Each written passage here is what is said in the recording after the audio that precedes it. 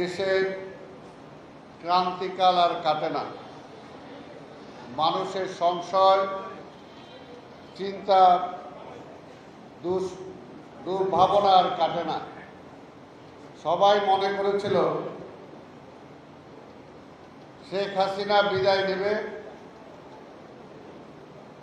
শেখ হাসিনার বিদায়ের মধ্য দিয়ে অন্তত চিন্তা ভাবনা দুঃস্বপ্ন দূর হবে,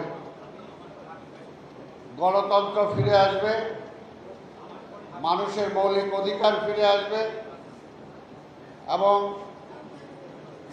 দীর্ঘদিন যাবৎ বিশেষ করে দুইটা প্রজন্ম যারা এখন পর্যন্ত ভোট দিতে পারে নাই, তারা সেই ভোটের অধিকার ফিরে পাবে।